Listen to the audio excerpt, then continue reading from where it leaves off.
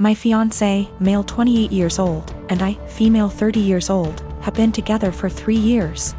I used to live close to work and used public transportation, but after I moved into his house, which is hours away from work, I bought myself a car since I'm a nurse, and also since there isn't any hospitals close to where we live that I could transfer to.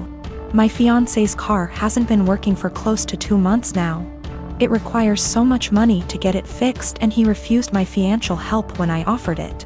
Instead, he would ask to use my car every now and then, and I agreed as long as it's when I'm not working, and also, since he only uses it for trips to the supermarket, etc. On New Year's Eve, he told me he wanted to use my car to go hang out with his friends and celebrate, but I declined because I had to cover a night shift and needed my car to travel to work. He insisted and even suggested I take the night off or swap shifts with another nurse, but I couldn't do that last minute. I thought he dropped it then, but when I went into the shower and got out, I couldn't find him nor my car. I freaked out and started calling for half an hour, but he didn't answer me. I tried again till one of his friends picked up. I demanded he give the phone to my fiancé, but he said they were out and confirmed that he took my car and told me that my fiancé said that it's better that I skip my shift and he'll be back with my car later. I couldn't take it. I felt so enraged. I had my fiancé on the phone telling him I did not consent for him to take my car to go hang out with friends, and said I'd call the police to get it back if he refused to come back with it. But he didn't take me seriously, so I ended up calling the police, and he and his friends were picked up at the bar where they were hanging out, then were taken to the police department. I got my car from there and still went to my shift. My fiancé was let go hours after I left, and he blew up my phone with missed calls and texts about how I was out of my mind to call the police on him and put him in this situation. I did not respond, but when I got off work the next day, we got into an argument, and he said he couldn't believe I'd do this to him, but I told him he made me do this, to which he responded that I was petty and callous because not only did I ruin his New Year's celebration, but all his friends aren't speaking to him after I put them in this situation as well, and he then kept giving me silence about it. I did consider this a form of theft, especially since he went behind my back after getting a no from me. But he was shocked that I'd even imply that he was a thief and said what's yours is mine and vice versa, so I shouldn't be using the terms theft and stealing. I recently won an all-expense-paid trip to Disney World for 4 nights, for myself and 3 guests. I am currently planning on bringing my boyfriend, my mother, and my boyfriend's mother. I know we all aren't exactly Disney's key demographic, but it honestly means a lot to our mothers that I am inviting them. Both my boyfriend and I grew up in poorer families that could never afford expensive vacations. And this is the first trip to Disney World for all of us. I know this is probably the only opportunity our mothers will ever have to go to Disney. And for now, they are both in good enough health to still enjoy the rides.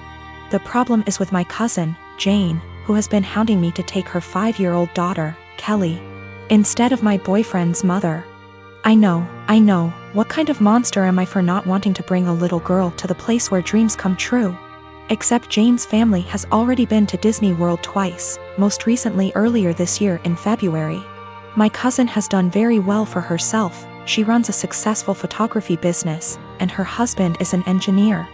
They are definitely able to afford their own vacations. If Jane wasn't so well off, I probably would consider taking Kelly if I thought I was giving a little kid a once-in-a-lifetime experience. But I'm not. She's already been twice and she's only 5. Our mothers have been 0 times. Jane's only rationale for wanting me to take her daughter seems to be that Disney is meant for kids. It's weird to go with only adults. And it'd be evil to not take a 5-year-old to Disney if you had the chance. There's also the issue of Kelly herself. She's not a completely terrible child, but she's whiny and throws tantrums regularly. I don't really want to spend a week with that. Also, what if she gets homesick? What if she gets actually sick? What if she gets lost? I'm not a parent myself, and I would have no idea what to do in those situations. I also don't want to saddle my mother with the responsibility of caring for her. I babysat Kelly before, but only for a few hours at a time. I'm not sure why my cousin is even comfortable with the idea of me taking her child 3 states away. We are in North Carolina, so it's not like Orlando is just a short drive down the road if something happens. I tried telling Jane I'm not comfortable bringing Kelly, and she just said this is a good opportunity to find out what being a parent is like. What? She's almost acting like I'm not serious about not bringing Kelly, and I'm just pretending I don't want to bring her. It's really weird. Jane and I have always been very close, like we are sisters.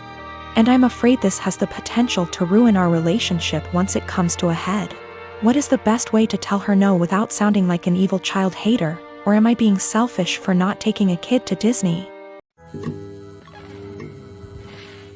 My girlfriend, Rose, and I have been together for 4 years, and she is 5 months pregnant with our first child. My mom seemed to really like Rose, or at the very least tolerated her, but after we announced that we were expecting, something definitely switched in her. She has become extremely rude and disrespectful towards my girlfriend. She makes passive-aggressive comments at every chance she gets. I've had to take a step back from my mother until she fixes her behavior. Rose had gone to visit her family who lives far out of town. It was a very last-minute trip, and she drove herself to the destination and back. Unfortunately, at around 6 p.m., her car broke down and she was forced to pull over. Fortunately, my brother, Chris, who's great with cars and lives about an hour and 1/2 from where Rose was stranded, was willing to pick her up and sorted everything out. I was out of the country, so I'm grateful that my brother sorted everything out for her. Chris moved back in with my mom about a year ago. Obviously, the situation wasn't the best, especially considering the tension between Rose and my mom that exists for no particular reason. But I hoped my mom could put her pettiness aside for at least a night. It was too late for Chris to drive Rose back home, so my brother told her that he would drive her back tomorrow morning. An arrangement that my mom seems to not like, but one that she managed to keep her mouth shut about, my girlfriend tells me. Rose helps prepare dinner, wash up, and actually engage in a decent conversation with my mom for the first time in ages. However, they mostly avoid each other. Chris goes to bed earlier, leaving my mom and Rose. My mom lives in a 2-bedroom apartment, and since both bedrooms were taken, Rose assumed that she would be sleeping on the couch. She apparently assumed wrong.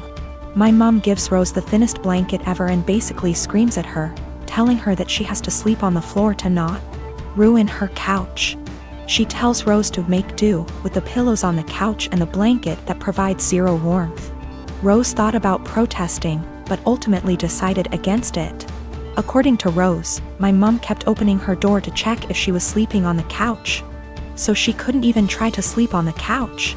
At 5 a.m., Chris found Rose on the couch and let her sleep on his bed. He ended up telling me, but told me to not make a big fuss out of it. I did the exact opposite. I called my mom, very angry, and told her that she was disrespecting her so badly.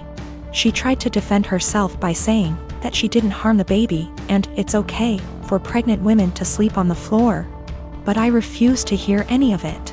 Chris agrees with me, but told me that I shouldn't make it a fight. I feel like I'm losing my mind. My husband had a serious injury weeks ago. He's bedridden and his family come to see him every day. Mother-in-law keeps drilling what I need to do to make my husband comfortable but does nothing to help. Just visits every day and sits around expecting to be fed and entertained. Sometimes Bil, his wife and kids join them and turn the house into a mess. Yesterday Mil, her husband and son came again. They checked on my husband, then went to sit in the living room for hours. I served them coffee and croissant. Hours later my husband threw up again, second time. I had to take care of changing his clothes and cleaning the sheets to avoid infections. I was exhausted. I came downstairs and mother-in-law looked at me and asked, "Hey, where's our dinner?"